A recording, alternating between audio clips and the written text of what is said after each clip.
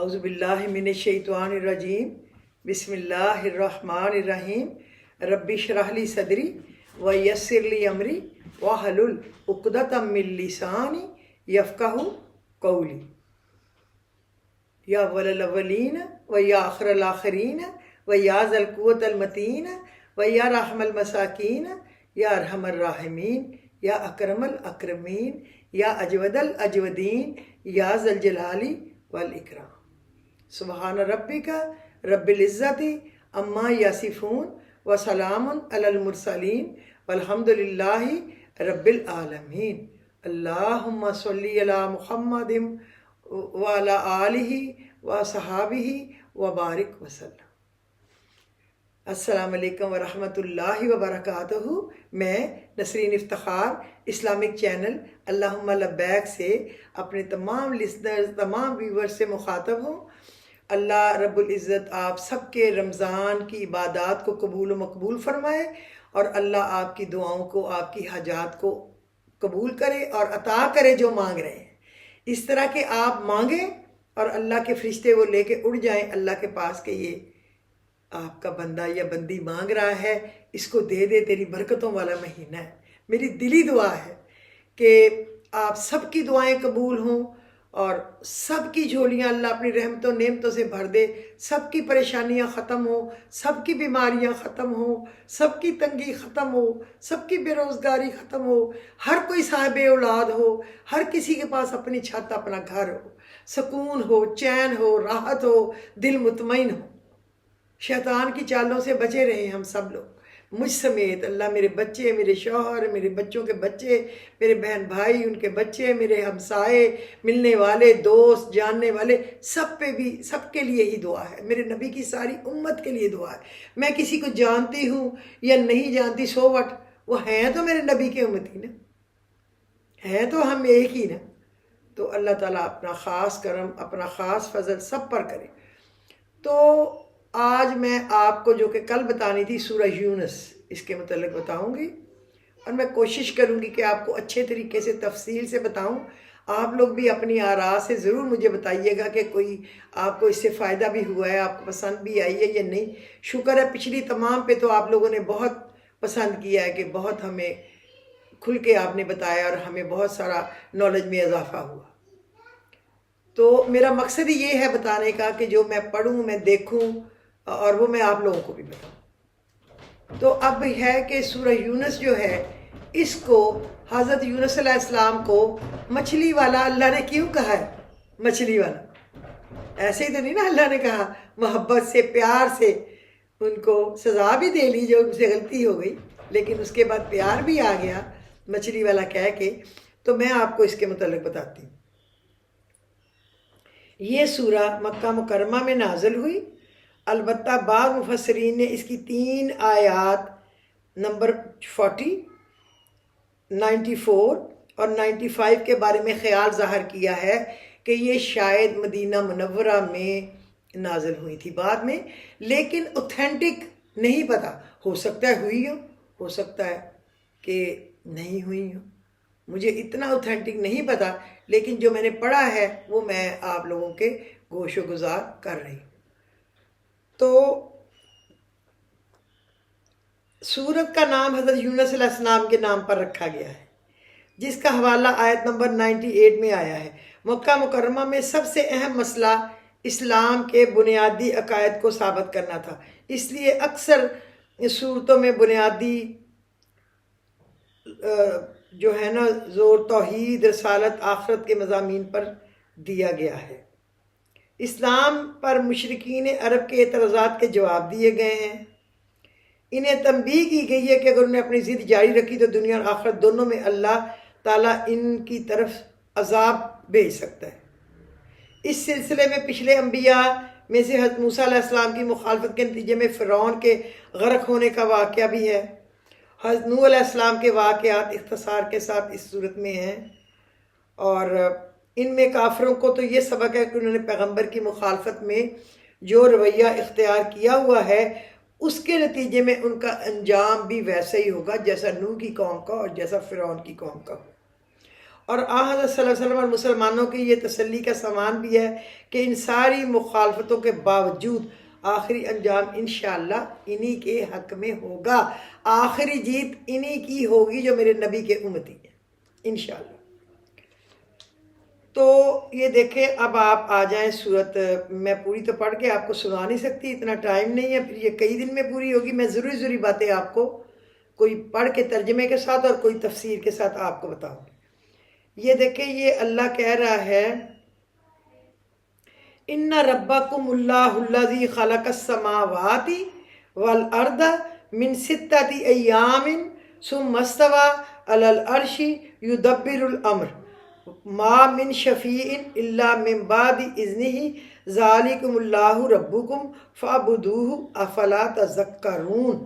اللہ نے کہا حقیقت یہ ہے کہ تمہارا پروردگار اللہ ہے جس نے سارے آسمانوں کو اور زمین کو 6 دن میں پیدا کیا، پھر اس نے عرش پر استوا فرمایا۔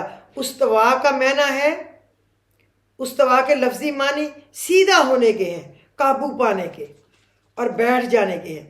اللہ تعالیٰ مخلوقات کی طرح نہیں ہے، اس لیے ان کا استوا بھی مخلوقات جیسا نہیں ہے۔ اس کی ٹھیک کیفیت اللہ کے سوا کوئی نہیں جانتا، اس لیے ہم نے اس لفظ کا اردو میں ترجمہ کرنے کی بجائے اسی لفظ کو برقرار رکھا، کیونکہ ہمارے لیے اتنا ایمان رکھنا کافی ہے کہ اللہ تعالیٰ نے عرش پر اس طرح استوا فرمایا جو ان کی شان کے لائق ہے۔ سبحان اللہ، اس سے زیادہ کسی بحث میں پڑھنے کی نہ ضرورت ہے اور نہ ہماری محدود عقل اس کا احاطہ کر سکتی ہے۔ ٹھیک ہے، یہ تو اللہ نے اپنے متعلق بتا دیا کہ اس نے 6 دن میں زمین و آسمان بنائے اور 7ویں دن میں کہتے ہیں نا آرام کیا، یعنی استوا فرمایا اپنے طریقے سے جو اللہ کی شان کے مطابق ہے۔ اچھا، اب آ جائیں، خیر مقدم کے کون سے لفظ جنت میں والے بولیں گے؟ خیر مقدم کے کون سے لفظ جنت میں جانے والے بولیں گے؟ اب میں آپ کو بتاتی ہوں۔ وَآخِرُ دَعْوَاهُمْ أَنِ الْحَمْدُ لِلَّهِ رَبِّ الْعَالَمِينَ، یعنی کہ وہ ایک دوسرے کے خیر مقدم کے لیے جو لفظ بولیں گے وہ سلام ہوگا، اور ان کا آخری پیغام بھی یہی ہوگا۔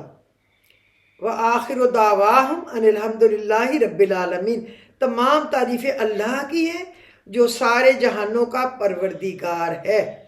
اور اگر اللہ ان کافر لوگوں کو برائی یعنی عذاب کا نشانہ بنانے میں بھی اتنی جلدی کرتا جتنی جلدی وہ اچھائیاں مانگنے میں کرتے ہیں کہ ادھر دعا مانگی قبول کیوں نہیں ہو رہی، کبھی ہم نے یہ سوچا ہے اتنا بڑا گناہ کر لیا، اتنا بڑا ظلم کر لیا، سزا کیوں نہیں ملی؟ نہیں نہ کہتے، ہم کہتے ہیں سزا تو ہماری پیچھے کہیں چلے جائے، لیکن رحمت و نعمتیں ہماری گودی میں آ کے پکے ہوئے پھل کی طرح گر جائیں۔ وہ ایک آیت ہے نا سورہ مریم میں، وَحُزِّيَ إِلَيْكَ بِجِذْعِ النَّخْلَةِ تُسَاقِطْ عَلَيْكِ رُطَبًا جَنِيًّا، یہ جو ایک تمہارے پاس کھجور ہے، مریم کو کہا، حضرت مریم کو، اس کو ہلاؤ، پاس سے چشمہ اللہ نے چلا دیا، پانی پیو ٹھنڈا، یہ پکی ہوئی کھجوریں تم پہ گریں گی، کھاؤ پیو اور آنکھوں کو ٹھنڈا رکھو۔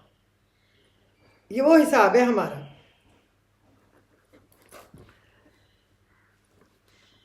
اچھا، اگر اتنی جلدی اور وہ اچھائیاں مانگنے میں چاہتے ہیں، ان کی مہلت تمام کر دی گئی ہوتی، جو بھی اتنی جلدی کر، یہ دیکھیں، یعنی عذاب کا نشانہ بنانے میں بھی اگر اتنی ہی جلدی اللہ کرتا جتنی جلدی وہ اچھائیاں مانگنے میں بچاتے ہیں تو ان کی مہلت تمام کر دی جاتی، لیکن ایسی جلد بازی ہماری حکمت کے خلاف ہے، اللہ کہہ رہے ہیں۔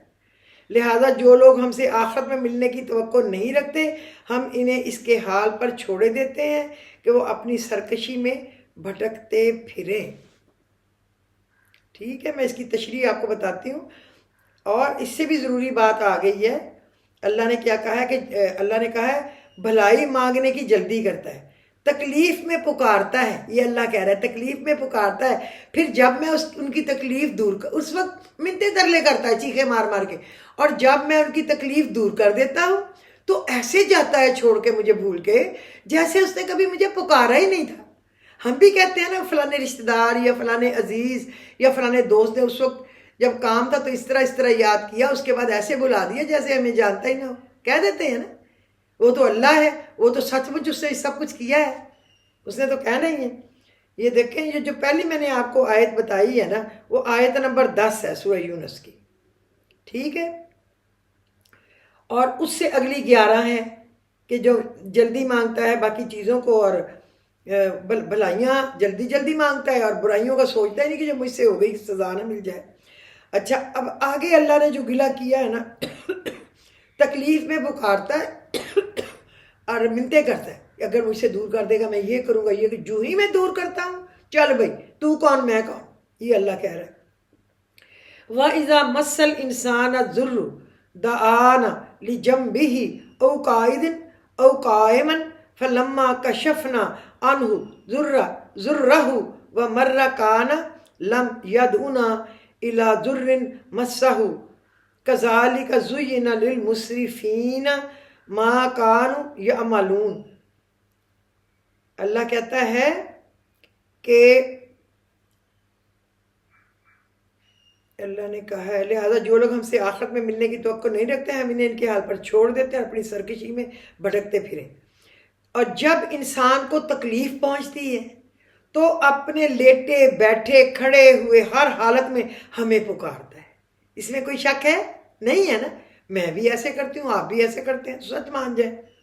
پھر جب ہم اس کی تکلیف کو دور کر دیتے ہیں تو اس طرح چل کھڑا ہوتا ہے جیسے کبھی اپنے آپ کو پہنچنے والی کسی تکلیف پر ہمیں پکارا ہی نہ تھا، اتنی جلدی بلا دیتا ہے۔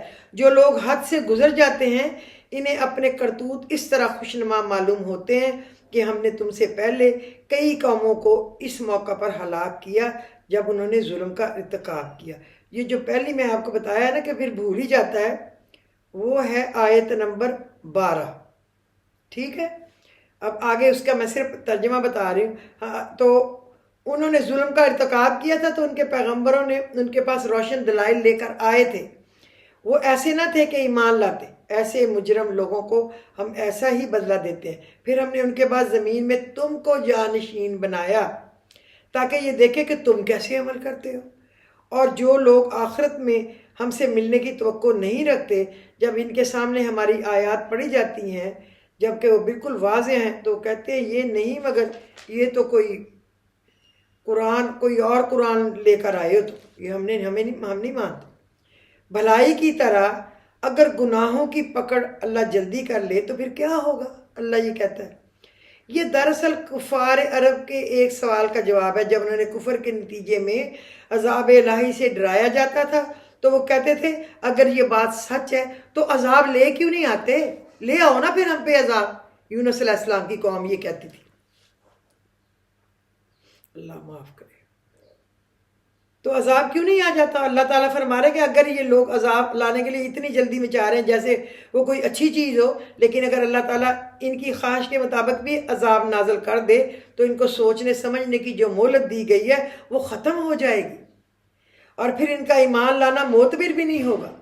لہٰذا اللہ تعالیٰ ان کے اس مطالبے کو اپنی حکمت کی بنا پر پورا نہیں کر رہا، بلکہ فی الحال ان کو اپنے حال پر چھوڑ دیا تاکہ جو لوگ سرکش ہیں وہ گمراہی میں بھٹکتے رہیں اور ان پر حجت تمام ہو جائے، اور جو سمجھ سے کام لینے والے ہیں وہ راہ راست کا ان کو آنے کا موقع مل جائے۔ تو اسی لیے اللہ تعالیٰ نے یونس علیہ السلام کو کہا تھا کہ جب ان پہ عذاب آنا ہے اتنے 3 دن بعد، تم نے ادھر ہی رہنا ہے ان کے ساتھ۔ لیکن وہ چونکہ قوم بات مان نہیں رہی تھی اور یونس علیہ السلام جو ہیں وہ گھبرا گئے، تو وہ غصے سے اپنی قوم پہ غصہ کر کے چل پڑے اور وہ جا کے کشتی میں بیٹھ گئے تھے نا، تو کشتی نے چلنے سے انکار کر دیا۔ جب وہ بیٹھے تو کشتی نہیں چل رہی تھی، تو انہوں نے کنواں نکالنا چاہا تو یونس علیہ السلام نے کہا میں ہی ہوں گا غلطی پہ، مجھ سے اللہ ناراض ہوگا، مجھے اتار دو۔ تو انہوں نے کہا آپ کو کیسے اتار دے، آپ تو پیغمبر ہیں، تو آپ تو اچھے ہوں گے۔ لیکن جب کنواں نکالا گیا تو واقعی ان کے نام کا نکلا، تو انہوں نے اٹھا کے اس کو سمندر میں پھینک دیا اور اللہ کے حکم سے ویل مچھلی نے نگل دیا۔ اور جب اللہ نے معافی ان کو بتائی، لا الہ الا انت سبحانک انی کنت من الظالمین، اور جب انہوں نے یہ مانگی اے اللہ تیرے سوا کوئی معبود نہیں، میں ہی ظالموں میں سے تھا، میں ہی ظالموں میں سے ہوں، تو اللہ نے کہا فاستجبنا لہ ونجیناہ من الغم وکذالک ننجی المؤمنین، ایسے ہی ہم قبول کرتے ہیں اور دور کر دیتے ہیں جو غم پریشانی ہوتی ہے مانگنے والے سے. وَنَجَّيْنَا فَاسْتَجَبْنَاهُ وَنَجَّيْنَاهُ مِنَ الْغَمِّ، اور نجات دی ہم نے غم سے. وَكَذَلِكَ نُنْجِي الْمُؤْمِنِينَ، تو مومنین کے لیے بھی اسی طرح نجات دیتے ہیں. پھر ہی کہا تھا.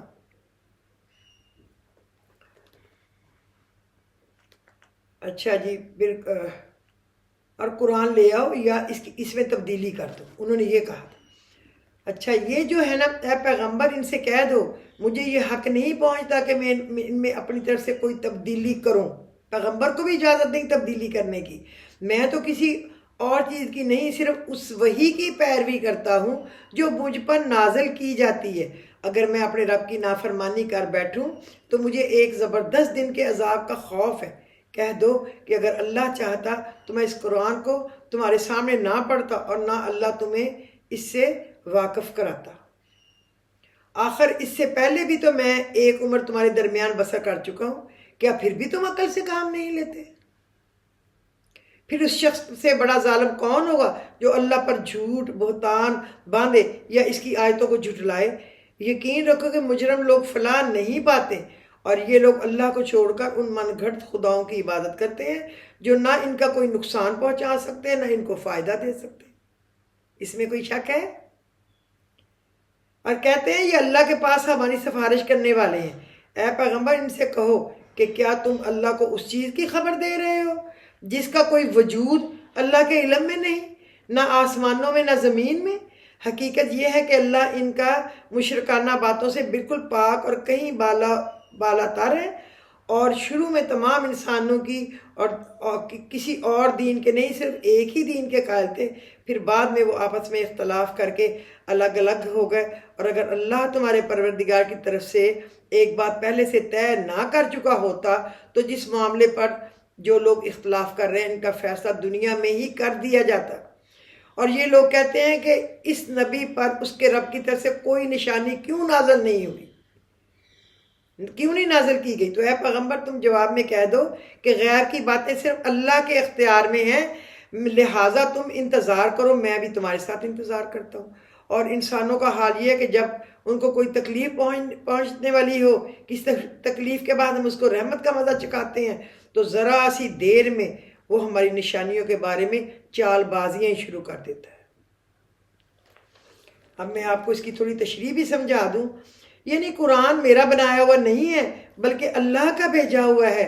اگر وہ نہ چاہتا تو نہ میں تمہارے سامنے پڑھ سکتا اور نہ تمہیں اس کا علم ہوتا. یہ تو اللہ نے مجھ پر نازل فرمایا کہ مجھے حکم دیا کہ تمہیں سناؤں، اس لیے سنا رہا ہوں. لہٰذا اس میں کسی قسم کی تبدیلی کا سوال ہی پیدا نہیں ہوتا. یعنی تمہارا یہ مطالبہ کہ میں اس قرآن کو بدل دوں. دراصل میری نبوت کا انکار اور مجھ پر معاذ اللہ جھوٹ کا الزام ہے، حالانکہ میں نے عمر کا بڑا حصہ تمہارے درمیان گزارا ہے اور میری ساری زندگی ایک کھلی کتاب کی طرح تمہارے سامنے رہی ہے. قرآن کریم کے نازل ہونے سے پہلے تم سب مجھے سچا اور امانت دار کہتے تھے، اور 40 سال کے طویل عرصے کے بعد کبھی کسی ایک شخص نے مجھ پر جھوٹ کا الزام نہیں لگایا. اب نبوت جیسے معاملے میں مجھ پر یہ الزام لگانا بے عقلی نہیں تو اور کیا ہے؟ 40 سال کی عمر میں تو ان کو نبوت ملی تھی. مطلب یہ ہے کہ جب پہلے حضرت آدم علیہ السلام دنیا میں تشریف لائے تو تمام انسان توحید کے دین پر برحق چلتے تھے. بعد میں کچھ لوگوں نے الگ الگ مذہب ایجاد کر لیے.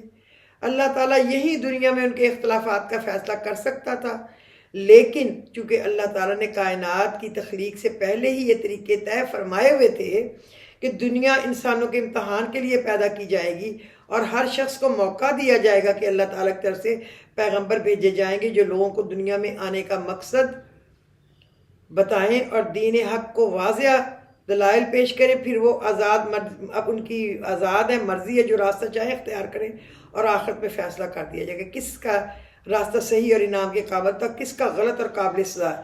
اس لیے اللہ نے دنیا میں فیصلے کا مشاہدہ نہیں کرایا. اس آیت میں نشانی سے مراد معجزہ ہے. یوں تو اللہ نے یہاں صلی اللہ علیہ وسلم کو بہت سے معجزات عطا فرمائے تھے، اور آپ کے امی ہونے کے باوجود قرآن کریم کا آپ کی زبان پر جاری ہو جانا بذات خود بہت بڑا معجزہ تھا. لیکن کفار مکہ سے نت نئے معجزات کا مطالبہ کرتے رہتے تھے جن کا کبھی کچھ بیان سورہ بنی اسرائیل کی 93 نمبر آیت میں آیا ہے۔ ظاہر یہ کہ اللہ تعالیٰ کے پیغمبروں کا یہ کام نہیں ہوتا کہ وہ کافروں کے اس وقت کے ہر مطالبے کو پورا کریں اور ہر کس و ناقص کی فرمائش پر ہر روز نئے معجزات دکھایا کریں، بالخصوص جب یہ بات معلوم ہو کہ مطالبہ کرنے والے محض وقت گزاری اور بہانہ بازی کے لیے فرمائشیں کر رہے ہیں۔ اس لیے آن صلی اللہ علیہ وسلم کو ایسی فرمائشوں کا مختصر جواب دینے کی ہدایت فرمائی گئی کہ غیب کی ساری باتیں جن معجزات کا ظاہر کرنا بھی دخل ہے میرے قبضے اور اختیار میں نہیں، صرف اللہ کے قبضے میں ہے، اور تمہاری کون سی فرمائش پوری کرتا ہے اور کون سی پوری نہیں کرتا اس کا تم بھی انتظار کرو، میں بھی انتظار کرتا ہوں۔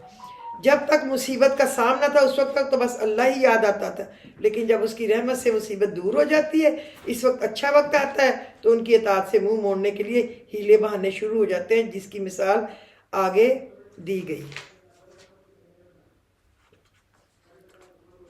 تو اللہ تعالیٰ نے یعنی کہ اب میں کیا کیا آپ کو بتاؤں،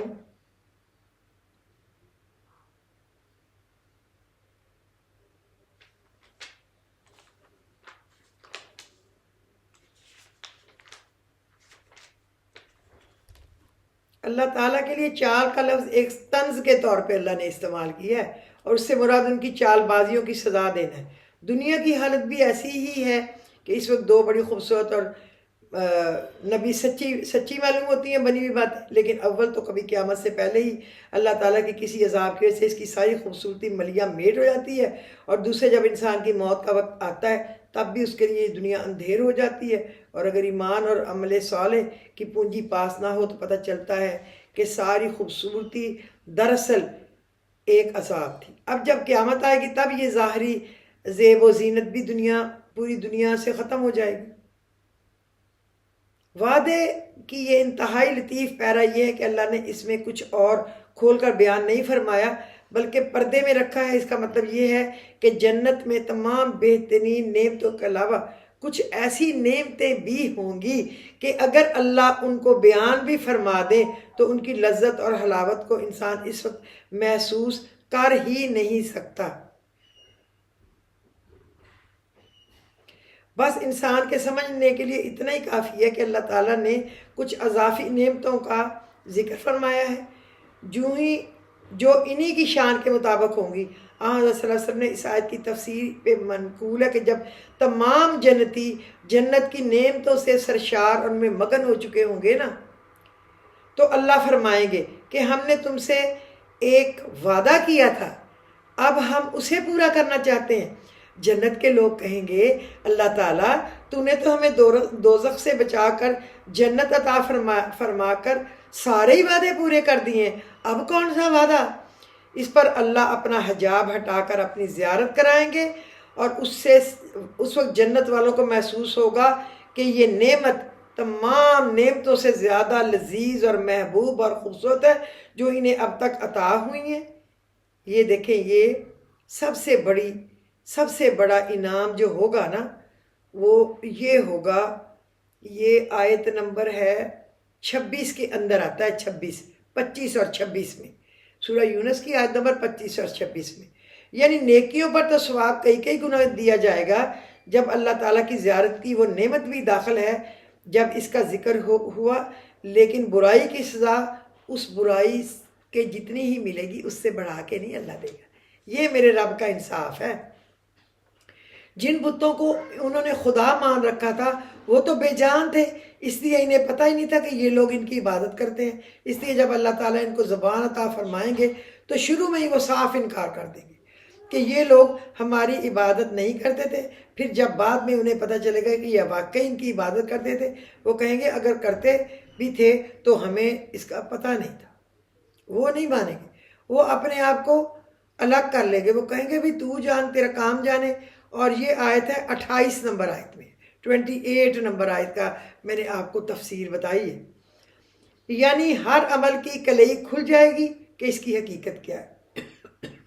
عرب کے مشرکین یہ مانتے تھے کہ ساری کائنات کا خالق اللہ ہے، لیکن ان کا عقیدہ یہ تھا کہ اس سے پیشتر اختیارات مختلف دیوتاؤں کو سونپ دیے تھے جو خدائی میں اللہ تعالیٰ کے ساتھ شریک ہے۔ اب ان کے راضی رکھنے کے لیے ان کی عبادت کرنی چاہیے، اس لیے یہ آیت کریمہ ان پر حقیقت واضح کر رہی ہے کہ جب تم خود مانتے ہو کہ یہ سارے کام اللہ کرتا ہے تو پھر کسی اور کی عبادت کیوں کرتے ہو؟ یہ اللہ ان کو بار بار سمجھا رہا ہے، جب مانتے ہو کہ سب کچھ اللہ کا ہے تو پھر ان کی عبادت تم کرتے کیوں؟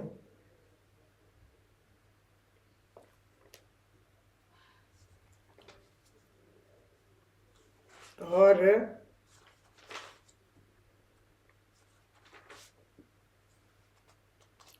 سب کچھ اچھے سے اچھا ہے، مسئلہ یہ ہے کہ آپ کا اچھا پھر یہ جو ہے نا وَيُحِقُّ اللَّهُ الْحَقَّ بِكَلِمَاتِهِ وَلَوْ كَرِهَ الْمُجْرِمُونَ، اور اللہ سچ کو اپنے حکم سے سچ کر دکھاتا ہے چاہے مجرموں کو کتنا ہی برا لگے۔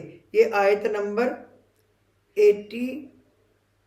82 ہے، آیت نمبر 82 ہے سورہ یونس کی، وَيُحِقُّ اللَّهُ الْحَقَّ بِكَلِمَاتِهِ وَلَوْ كَرِهَ الْمُجْرِمُونَ۔ یہ اکثر ہمیں پڑھنا پڑتا ہے نا تاکہ اللہ سچ ثابت کر دے، تو آپ یہ نوٹ کر لیں کہ یہ 82 نمبر آیت ہے، ٹھیک ہے؟ اچھا جی، اب قانون قدرت یہ ہے کہ جب اللہ تعالیٰ کا عذاب سر پر آ کر آنکھوں سے نظر آنے لگے یا جب کسی پر نزع کی حالت طاری ہو جائے تو توبہ کا دروازہ بند ہو جاتا ہے، اور اس وقت کا ایمان معتبر نہیں ہوتا۔ اس لیے اب فرعون کے عذاب سے نجات پانے کی تو کوئی صورت نہیں تھی، لہٰذا اللہ تعالیٰ نے فرعون کی لاش کو محفوظ رکھا اور لاش سمندر کی تہہ میں جانے کی بجائے پانی کی سطح پر تیرتی رہی، چونکہ وہ سالٹ تھا نا اس میں، وہ کیا اس کو کہتے ہیں جو سی تھا، وہ ڈیڈ سی وہ تھا، تو اللہ کا اسی لیے اللہ نے اس میں ڈبویا تاکہ سب دیکھنے والے اسے دیکھ لیں۔ اتنی بات تو اس آیت سے واضح ہے۔ اب آخری زمانے کے مورخین نے یہ تحقیق کی ہے کہ موسیٰ علیہ السلام کے زمانے میں جو فرعون تھا اس کا نام منفتح تھا اور اس کی لاش صحیح سلامت دریافت ہو گئی ہے۔ اب تک یہ لاش قاہرہ کے عجائب گھر میں موجود ہے اور سامان عبرت بنی ہوئی ہے۔ اگر یہ تحقیق درست ہے تو آیت کریمہ قرآن کریم کی حقانیت کا منہ بولتا ثبوت ہے، کیونکہ یہ آیت اس وقت نازل ہوئی تھی جب لوگوں کو یہ معلوم بھی نہیں تھا کہ فرعون کی لاش اب بھی محفوظ ہے۔ سائنسی طور پر اس کا انکشاف بہت بعد میں ہوا۔ یعنی بنی اسرائیل کا عقیدہ ایک مدت تک دین حق کے مطابق یہی تھا، تورات، انجیل، آخری نبی صلی اللہ علیہ وسلم کی تشریف آوری کی جو خبر تھی وہ بھی مان رہے تھے۔ اس کے مطابق وہ یہ بھی جانتے تھے کہ آخر میں ایک نبی آخری زمان صلی اللہ علیہ وسلم تشریف لانے والے ہیں، لیکن جب آسمانی کتابوں میں مذکورہ نشانیوں کے ذریعے یہ علم آ گیا اور نبی کریم صلی اللہ علیہ وسلم تشریف لے آئے تو انہوں نے دین حق کے خلاف بولنا شروع کر دیا۔ یعنی ان کو غصہ یہ تھا کہ یہ حضرت اسحاق کی نسل میں سے کیوں نہیں ہے جس میں سے اسرائیلی ہیں، یہ کیوں یعنی کہ یہ اسماعیل، ابراہیم ان کی نسل سے کیوں ہے؟ اللہ کی مرضی، اللہ جہاں سے مرضی بھیجے، اللہ نے ان میں سے بھی تو بہت سارے بھیجے ہیں، زیادہ تر تو ان کے ہی ہیں، تو وہ بھی ہمارے ہیں، ہمارے بھی ان کے ہیں۔ اچھا اب یہ آپ غور کریں کہ وَإِن يَمْسَسْكَ اللَّهُ بِضُرٍّ فَلَا كَاشِفَ لَهُ إِلَّا هُوَ وَإِن يُرِدْكَ بِخَيْرٍ فَلَا رَادَّ لِفَضْلِهِ يُصِيبُ بِهِ مَن يَشَاءُ مِنْ عِبَادِهِ وَهُوَ الْغَفُورُ الرَّحِيمُ۔ یہ آیت نمبر 107 ہے، 107۔ اور اگر تمہیں اللہ کوئی تکلیف پہنچائے تو اس کے سوا کوئی نہیں جو اسے دور کر دے، اور اگر وہ تمہیں بھلائی پہنچانا چاہے تو ارادہ کر لے تو کوئی نہیں ہے کہ اس کا فضل کا رخ موڑ دے۔ وہ اپنا فضل اپنے بندوں پہ جس پر چاہتا ہے پہنچا دیتا ہے، اور بخشنے والا مہربان۔ ادھر سے آپ یاد رکھ لیں کہ جو کچھ ہوتا ہے وہ اللہ کی مرضی سے ہوتا ہے، جو کچھ ہوتا ہے اس کے حکم سے ہوتا ہے۔ اس آئینہ خانے میں سبھی عکس ہیں تیرے، اس آئینہ خانے میں تو یکتا ہی رہے گا، اس میں تو کوئی شک نہیں ہے، اللہ تو ایک ہے، وحدہ لا شریک ہے۔ اب میں نے یہ بھی آپ کو بتا دیا کہ یہ آیت جو تکلیف پہنچے تو پڑھتے ہیں وہ 107 ہے۔ اس کو پڑھنے سے بہت سارے مسائل دور ہوتے ہیں، تو آپ نوٹ کر لیں اور پڑھا کریں۔ اور یہ ہے سورہ یونس، جن کو اللہ نے مچھلی والا کہا ہے، اور حضرت یونس کا جو مچھلی والا واقعہ ہے یہ میں نے آپ کو بتا دیا ہے کہ پھر مچھلی کنارے پہ گئی اور اس نے یونس علیہ السلام کو اللہ کے حکم پر اگل دیا. وہ ثابت صحیح سالم تھے لیکن ان کی یہ سکن ذرا نرم ہوئی ہوئی تھی. پھر اللہ نے کدو کی بیل اگا دی، وہاں سے کھائیں کدو اور سایہ بیل کا، اور ایک بکری آ کے ان کو دودھ پلا جاتی تھی اور یوں وہ بالکل ٹھیک ہو گئے. اللہ جو چاہتا ہے کر سکتا ہے، اس پہ بھروسہ رکھیں اور اس پہ عمل کریں. اور اس کے ضروری پوائنٹ آپ بھی نوٹ کر لیجئے، میں نے بھی نوٹ کیے ہوئے ہیں، پورا قرآن مجید بھرا ہوا ہے. اللہ آپ کو پڑھنے کی، عمل کرنے کی توفیق دے. اور مجھ گناہ گار نہیں کہتے، عیب دار کہتے ہیں. کبھی بھی اپنے آپ کو گناہ گار نہیں کہتے، عیب دار کہتے ہیں. اللہ مجھ عیب دار کی بھی دعاؤں کو سنے، میرے بچوں پہ، میرے شوہر پہ، میرے بچوں کے بچوں پہ، بہن بھائیوں پہ، ان کے بچوں پہ. اللہ میرے والدین، ننہال، ددہال، سسرال جو دنیا سے چلے گئے ان کی مغفرت کرے، ان کے درجات بلند کرے، ان کا آخری جہان بہت خوبصورت کرے، ان کی قبروں میں جنت کی کھڑکیوں میں سے کھڑکی کھول دے. میرے نبی کی امت میں سے جتنے بھی چلے گئے ہیں تو مجھے اجازت دیجیے. وآخر دعواہم ان الحمدللہ رب العالمین. اپنی رائے کا ضرور اظہار کیجیے. اگر آپ یہ تفصیل نہ سننا چاہیں تو پھر میں نہ کروں گی، کوئی بات نہیں. اور کیونکہ آپ کا اپنا ٹائم آپ نے دیکھنا ہے، مجھے بتا دیجیے گا. تو باقی اللہ کا شکر ہے. وآخر دعواہم ان الحمدللہ رب العالمین. خدا حافظ.